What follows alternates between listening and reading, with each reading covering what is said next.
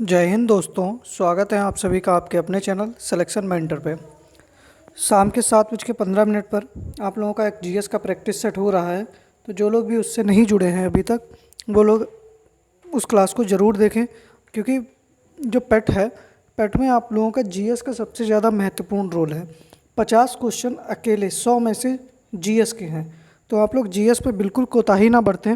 और जीएस के बाद में 15 नंबर की आपकी हिंदी है, तो ये भी आप लोगों के लिए बहुत ज़्यादा इम्पॉर्टेंट है। तो 15 और 10 65, ये 65 नंबर की तैयारी मैं करा रहा हूँ और उम्मीद है कि पूरे आप लोग 60+ नंबर इसमें करके ले जाओगे। ठीक है।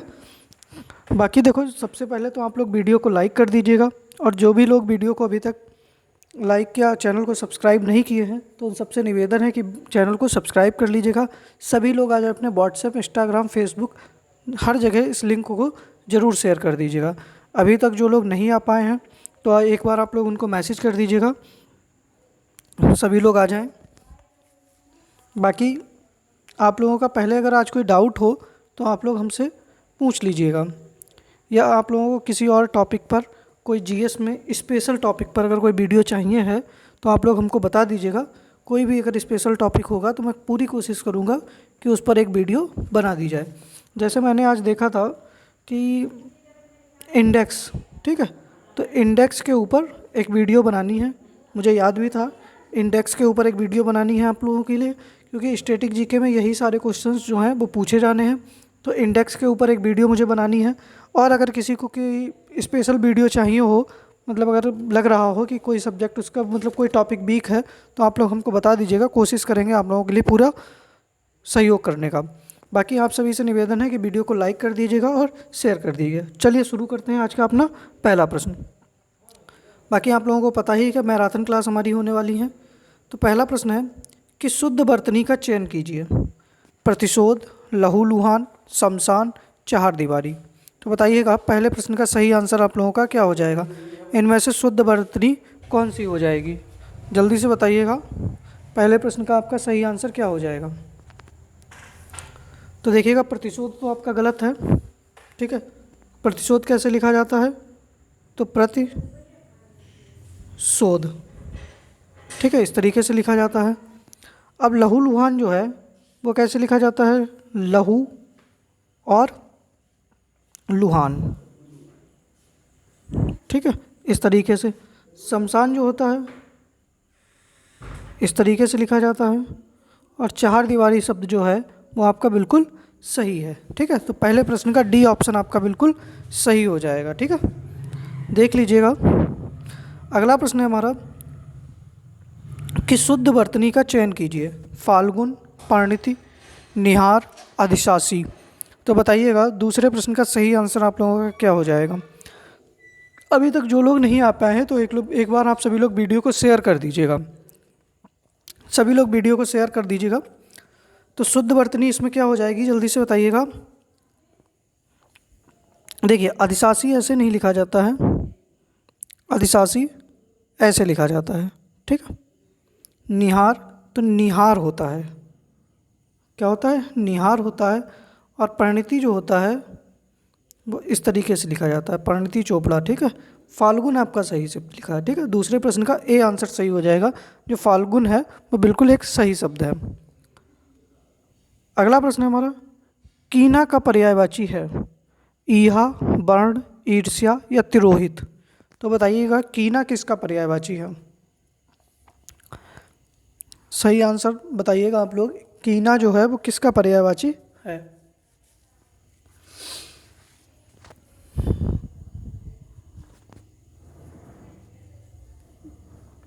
तो देखिएगा, ईहा, ईहा किसका पर्यायवाची है, तो ये इच्छा का है। किसका, जो इच्छा है, इच्छा का पर्यायवाची आपका क्या होता है, ईहा होता है। वर्ण किसका पर्यायवाची होता है, अक्षर का। किसका, अक्षर का। और मोक्ष भी होता है इसी का। ईर्ष्या का होता है कीना। ठीक है, ईर्ष्या का पर्यायवाची क्या होता है, कीना होता है। और इसी का एक और पर्यायवाची होता है अमर्ष। क्या होता है, अमर्ष। और तिरोहित का क्या हो जाएगा, अदृश्य हो जाएगा। क्या हो जाएगा, अदृश्य हो जाएगा। तो तीसरे प्रश्न का सी आंसर आपका बिल्कुल सही हो जाएगा कि कीना का जो पर्यायवाची है वो क्या है, ईर्ष्या है। ठीक है, तो तीसरे प्रश्न का सी आंसर आपका बिल्कुल सही है, देख लीजिएगा सभी लोग। अगला प्रश्न है कि संबर किसका पर्याय है, बलय, असुर, सरता, कांतार। तो बताइएगा कि संबर जो है वो किसका पर्याय है। सही आंसर आप लोग बताइएगा।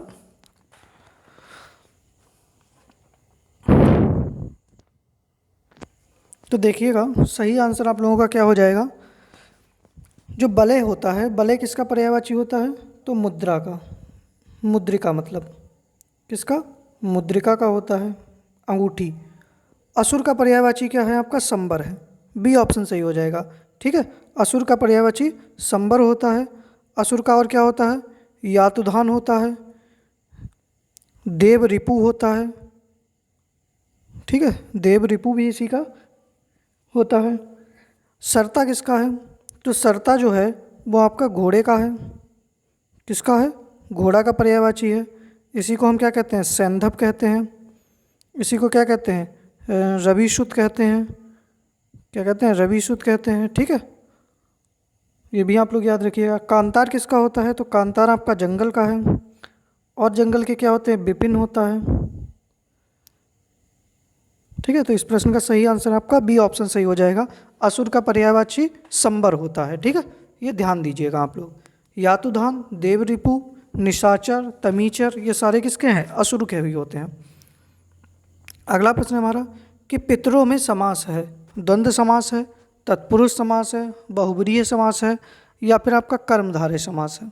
तो बताइएगा पितरों शब्द में कौन सा समास हो जाएगा।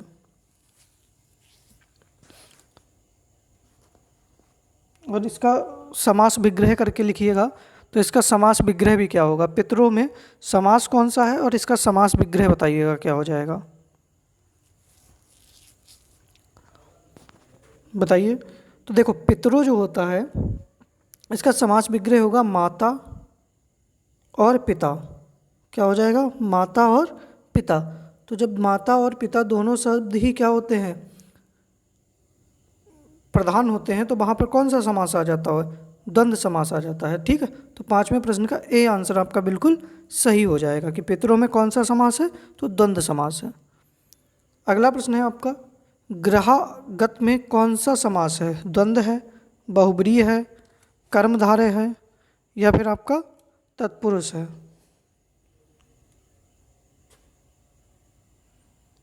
सही आंसर बताइएगा कि ग्रहागत में कौन सा समास है।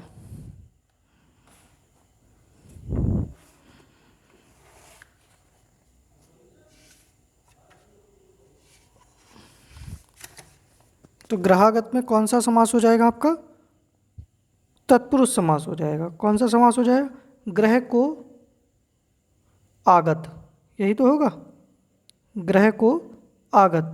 तो कौन सा हो जाएगा, कर्म तत्पुरुष हो जाएगा। तत्पुरुष में भी कौन सा, कर्म तत्पुरुष समास का उदाहरण हो जाएगा। ठीक है, तो छठे प्रश्न का डी आंसर आपका बिल्कुल सही हो जाएगा। अगला प्रश्न है हमारा कि भगवत भजन में संधि है। पहले तो इसका संधि विच्छेद करके आप लोग बताइएगा, फिर बताइएगा कि इसमें कौन सी संधि है।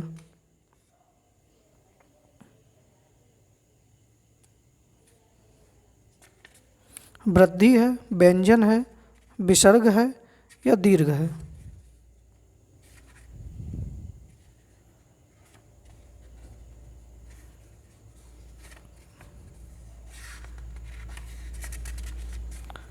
और इसका संधि विच्छेद करके बताइएगा क्या हो जाएगा आपका।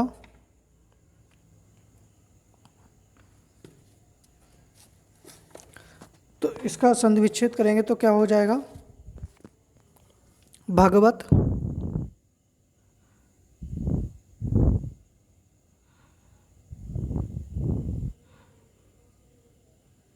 क्या हो जाएगा, भगवत धन भजन। ठीक है, तो यहाँ पर हलंत आ गया, तो ये कौन सा संधि का उदाहरण हो जाएगा आपका, व्यंजन संधि का उदाहरण हो जाएगा।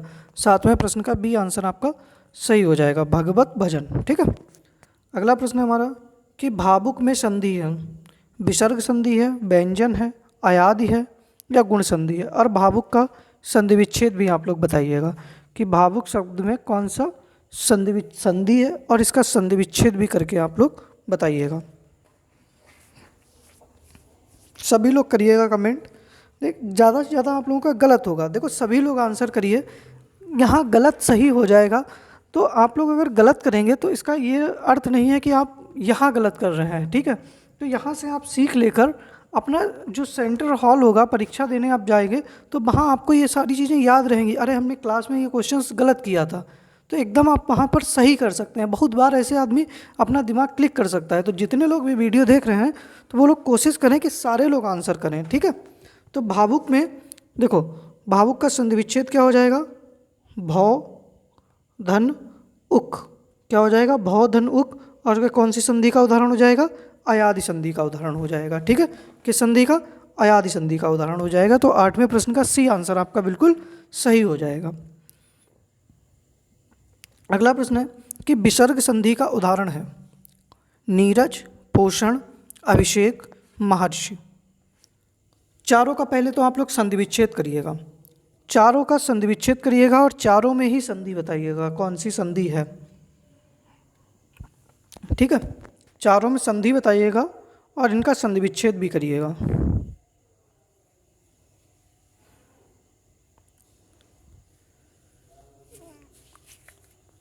तो देखो, नीरज का संधि विच्छेद क्या होगा? नी विसर्ग धन रज।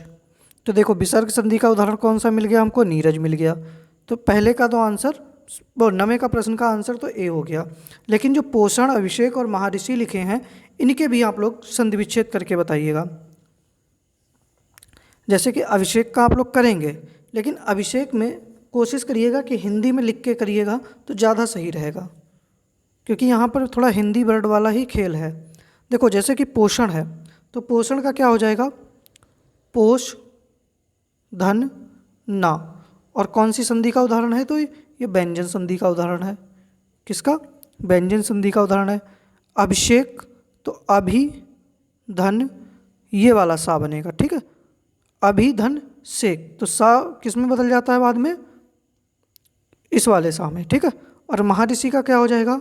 महा धन ऋषि, ठीक है। तो ये भी व्यंजन संधि का, और ये किस संधि का उदाहरण हो जाएगा? गुण संधि का उदाहरण।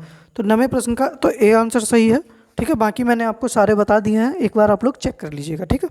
इसका स्क्रीनशॉट लेना चाहें या नोट करना चाहें आप कर सकते हैं, जो चाहें आपका मन हो, ठीक है। तो 9वें प्रश्न का ए आंसर आपका सही हो जाएगा। अगला प्रश्न है हमारा कि नख का विलोम है अधीर, सिख, शुक्ल या शांत। तो बताइएगा सही आंसर 10वें प्रश्न का आपका क्या हो जाएगा? नख का विलोम क्या हो जाएगा? जल्दी से बताइएगा। देखिएगा, अधीर का विलोम क्या होता है? धीर होता है, ठीक है। शुक्ल का विलोम क्या होता है? कृष्ण होता है। और शांत का क्या हो जाएगा? आतुर हो जाएगा। क्या हो जाएगा? आतुर हो जाएगा। तो नख का विलोम क्या हो जाएगा? सिख हो जाता है। क्या हो जाता है? सिख हो जाता है। तो 10वें प्रश्न का बी आंसर आपका बिल्कुल सही हो जाएगा, ठीक है। अगला प्रश्न है हमारा कि प्रसारण का विलोम है आकुंचन, विसर्जन, पुष्ट या मोक्ष। पहली बात तो चारों के ही आप लोग विलोम बताइएगा, चारों के ही विलोम बताइएगा तो ज़्यादा सही रहेगा। जिसको आते हों वो सभी लोग लिखिएगा, जिसका जिस विलोम आप लोगों को पता हो।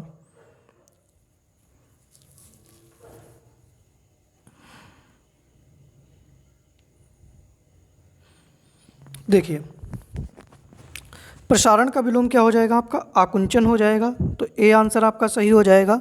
विसर्जन किसका होता है? तो आवाहन का होता है, ठीक है। किसका? आवाहन का होता है। पुष्ट का विलोम क्या हो जाएगा? क्रश हो जाएगा। क्या हो जाएगा? क्रश हो जाएगा। और जो मोक्ष होता है, मोक्ष का विलोम क्या हो जाएगा आपका? ग्रास हो जाएगा, ठीक है। ये आप लोग याद रखिएगा। क्रश ये इस तरीके से लिखा है, ये का के नीचे रा लगा हुआ है, ठीक है। ये ध्यान दीजिएगा आप लोग। तो सही आंसर आपका क्या हो जाएगा? प्रसारण का विलोम क्या होता है? आकुंचन होता है। 11वें प्रश्न का ए आंसर आपका सही हो जाएगा। अगला प्रश्न है कि प्रत्यूष का विलोम है उत्थान, प्रधान, प्रदोष या स्वच्छ। तो बताइएगा सही आंसर आप लोगों का क्या हो जाएगा। प्रत्यूष जो है इसका विलोम क्या है? चारों के ही अगर बताएंगे तो ज़्यादा सही रहेगा आप लोगों के लिए। अगर चारों प्रश्नों के अगर आप बताएंगे तो ज़्यादा अच्छी बात है।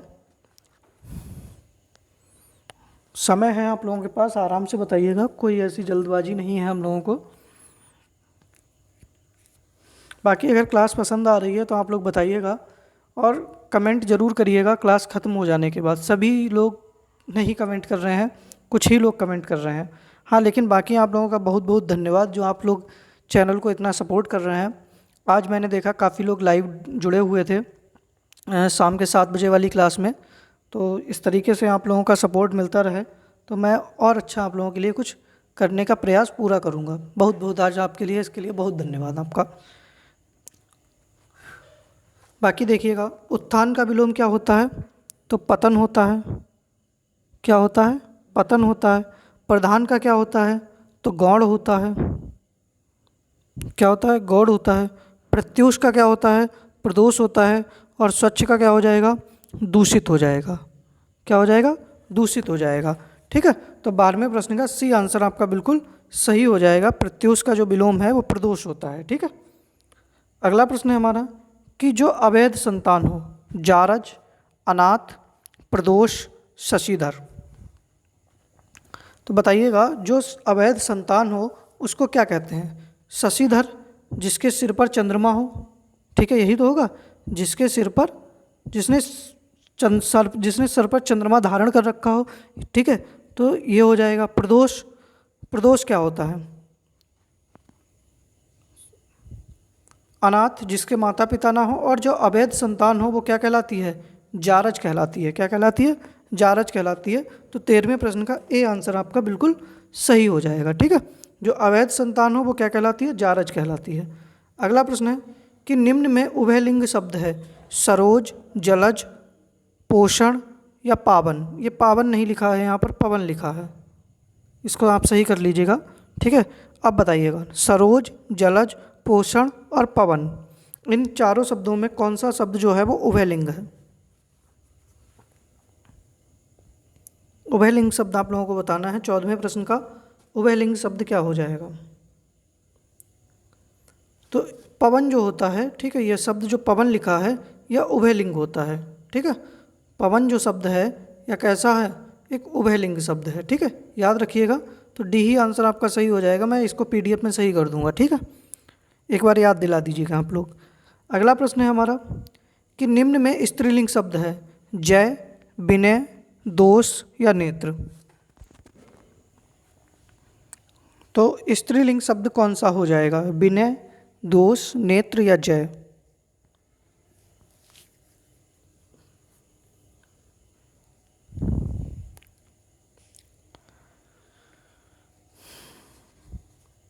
सही आंसर बताइएगा सभी लोग।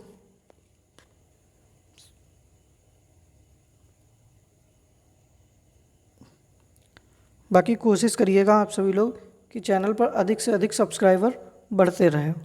इसके लिए आप लोग थोड़ा और मेहनत करिएगा। बाकी आप लोग बहुत मेहनत कर रहे हैं, मैं इसके लिए आप लोगों का तहे दिल से धन्यवाद करता हूँ। कुछ लोग जो हैं बहुत सच में बहुत मेहनत कर रहे हैं, लेकिन कुछ लोग ऐसे हैं कि जो बहुत ही मक्कारी कर रहे हैं। ठीक है, अखिलेश तुम खास करके। देखो इसका सही आंसर क्या हो जाएगा? जय हो जाएगा। निम्नलिखित में स्त्रीलिंग शब्द कौन सा हो जाएगा? तो वो जय हो जाएगा। ये एक अपवाद होता है। ठीक है, अपवाद स्वरूप जो है वो जय क्या है? एक स्त्रीलिंग शब्द है। ठीक है, तो 15वें प्रश्न का ए आंसर आपका सही हो जाएगा। अगला प्रश्न है कि निम्न में पुल्लिंग शब्द है विधि, छवि, राशि या गिरी। तो 16वें प्रश्न का सही आंसर बताइएगा कि निम्न में पुल्लिंग शब्द है विधि, छवि, राशि या गिरी। तो सही आंसर आप लोगों का क्या होगा? जल्दी से बताइएगा। देखो विधि भी पुल्लिंग होता है, सॉरी स्त्रीलिंग होता है, ये भी स्त्रीलिंग। देखो विधि स्त्रीलिंग, ये भी स्त्रीलिंग, ये भी स्त्रीलिंग। लेकिन गिरी क्या होता है, ये एक पुल्लिंग शब्द है। गिरी मतलब पहाड़, ठीक है। इसका आप जब अर्थ निकालेंगे तो ये क्या हो जाएगा, एक पुल्लिंग शब्द हो जाएगा। तो 16वें प्रश्न का डी आंसर आपका सही हो जाएगा। अगला प्रश्न है कि देव और देव का अर्थ है, बताइएगा। देव और देव का अर्थ है भाग्य और देवता, भाग्य और पुरुषार्थ, देवता और भाग्य, पुरुषार्थ और देवता। तो बताइएगा 17वें प्रश्न का सही आंसर आप लोगों का क्या होगा। तो सही आंसर आप लोगों का क्या हो जाएगा, कौन सा आंसर सही है, जल्दी जल्दी कमेंट करिएगा। तो देव और देव का अर्थ क्या होता है, तो एक देव का अर्थ होता है देवता, जो पहला वाला है, और इस देव का अर्थ होता है भाग्य। तो देवता और भाग्य किस में है, सी ऑप्शन में है, ठीक है। तो आपका सी आंसर सही हो जाएगा, देवता और भाग्य जो होता है ये अर्थ है इसका। अगला प्रश्न है हमारा कि दारू और दारू का अर्थ है जंगल और शराब, लकड़ी और शराब, शराब और लकड़ी, इनमें से कोई नहीं। तो बताइएगा कि दारू और दारू का अर्थ है, सही आंसर क्या होगा, शराब।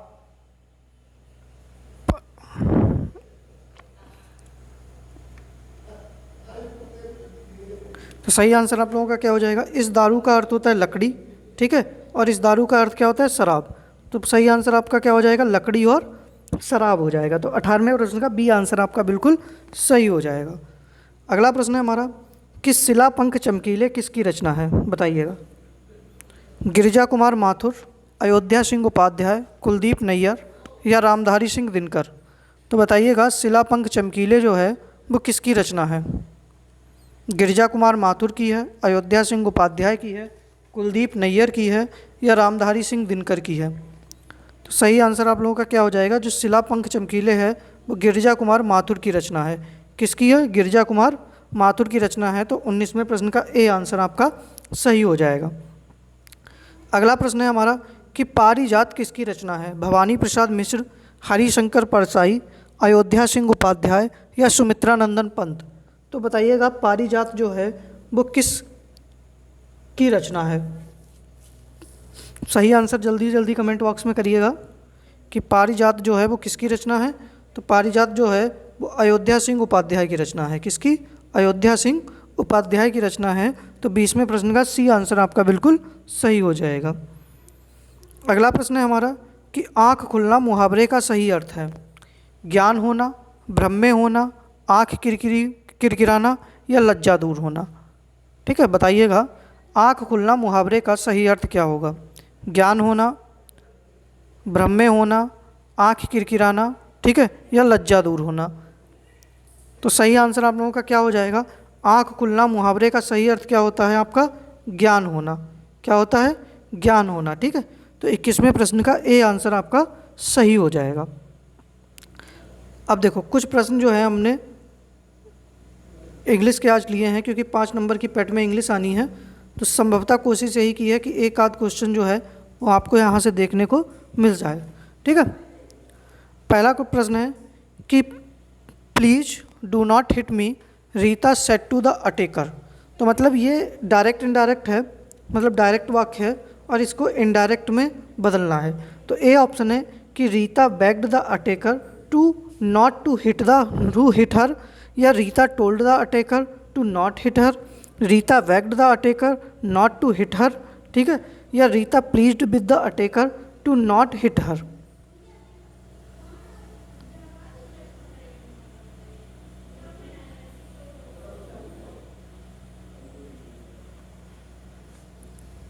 तो सही आंसर आप लोगों का क्या हो जाएगा, पढ़ लिए होंगे सब लोग, तो बताइएगा 22वें प्रश्न का सही आंसर आप लोगों का क्या हो सकता है। तो रीता बेग्ड द अटेकर, ठीक है, टू नॉट टू हिट हर। देखो जब भी कभी जो सेंटेंस होते हैं जिनमें प्लीज वगैरह ये शब्द आते हैं, ठीक है, तो वहाँ पर सेड टू को हटाकर हम लोग क्या कर देते हैं, जिस तरीके का वाक्य हो, जैसे अगर ऑर्डर दे रहा है तो ऑर्डर्ड हो जाता है, ठीक है, और कॉमा इन्वर्टेड कॉमा हटाकर वहाँ पर टू का प्रयोग हो जाता है। ठीक है, तो ये आप लोग याद रखिएगा, जैसे कि Rita pleased with the attacker to not hit her. यहाँ पर देखिए Rita begged the attacker not to hit her, सही था, लेकिन यहाँ पर टू नहीं लगा था, इस वजह से ये गलत हो गया, बाकी तो ये सारे गलत ही थे। ठीक है, तो 22वें प्रश्न का ए आंसर आपका सही हो जाएगा। अगला प्रश्न है कि give एंटोनियम्स for the following. Transparent का एंटोनियम बताइएगा आप, क्या हो जाएगा, अपोजिट क्या हो जाएगा, ओवियस, ठीक है, लिम्पिड, ओपेक या फिर क्लियर। तो बताइएगा 23वें प्रश्न का सही आंसर क्या हो जाएगा।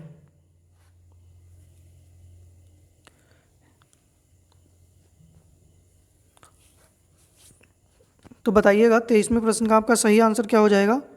तो सी ऑप्शन हो जाएगा, ओपेक हो जाएगा। ट्रांसपेरेंट का क्या हो जाएगा, ओपेक हो जाएगा। अगला प्रश्न है हमारा कि I have brought some books. अब यहाँ पर आपको फिल इन द ब्लैंक्स है, यू टू एग्जाम, तो यहाँ पर बताइएगा क्या आ जाएगा।